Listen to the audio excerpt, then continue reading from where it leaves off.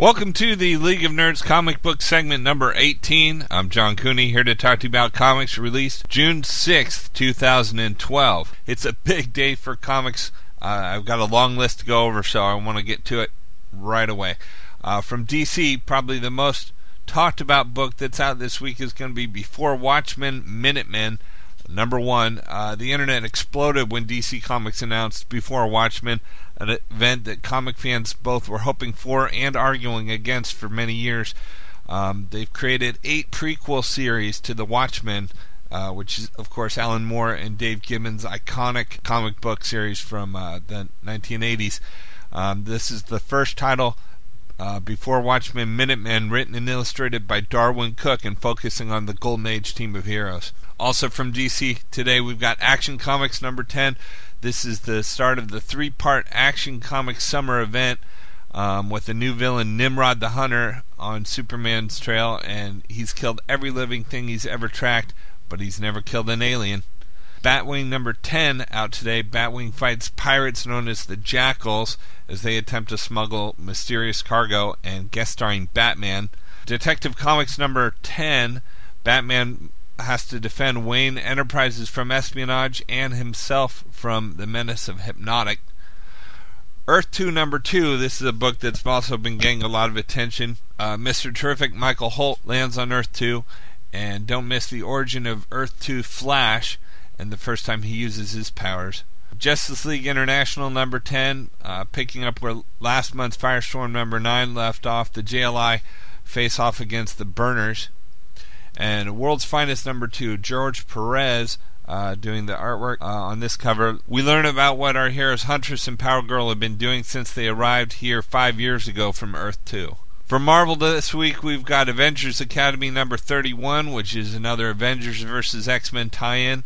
Have the Academy students switch sides in the war with the mutants. Avengers vs. X-Men number 5, the fiery conclusion of Act 1, with a clash on the lunar battlefield. The tide of the conflict will be turned as the Phoenix takes its host. We've got Dark Avengers 175. This is Thunderbolts getting renamed Dark Avengers, but keeping its creative team intact. We'll have to see whether the lineup and the premise stay the same. We've got Hulk number 53 with Mayan gods and the end of the world as we know it, guest starring Alpha Flight, Machine Man, She-Hulk, and A-Bomb. Invincible Iron Man number 518. The new Iron Man explodes into action as Spymaster's rampage within Stark Resilient comes to its bloody end with the assassination of Tony Stark. Marvel's The Avengers Black Widow Strikes number 3 of 3. This is the conclusion of the brand new Black Widow solo adventure from the Marvel movie universe that is set between the events of Iron Man 2 and Marvel's The Avengers. We've got Mighty Thor Annual number 1.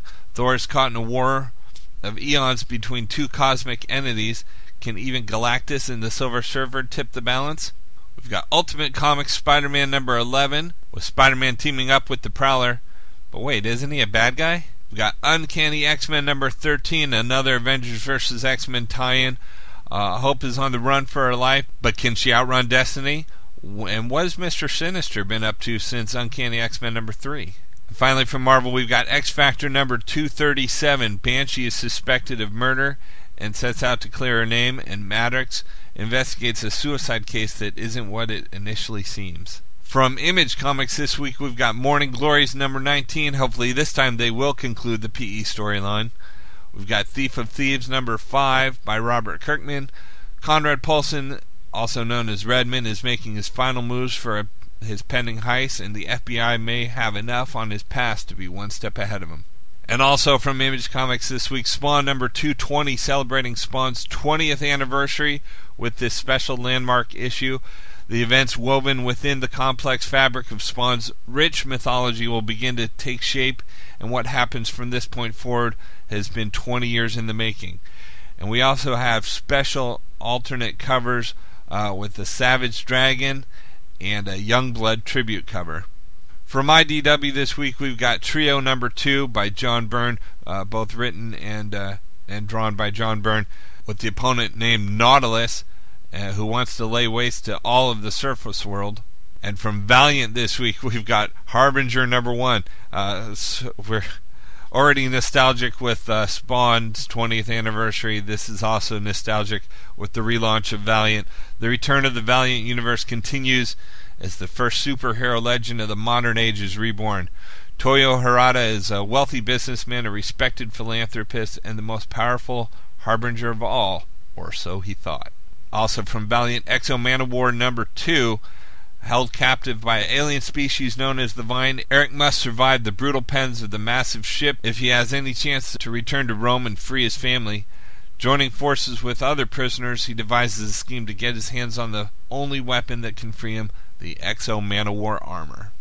And finally out this week is a trade paperback, The Walking Dead Volume 16, The Larger World story. Rick discovers that there are other communities of survivors nearby and begins to explore the larger world, collecting The Walking Dead number 91 to 96, leading into the present Something to Fear storyline, which builds into issue number 100. Well, that's it. As I said, a lot of exciting books out this week. Plenty more that I didn't get a chance to mention, so be sure to check with your local comic book shop for the books that interest you, and let me know what you're reading. You can check in with me on my comic book blog at he'sgotissues.com and tell me about what you're reading. So until next week, I'm John Cooney, and I've got issues.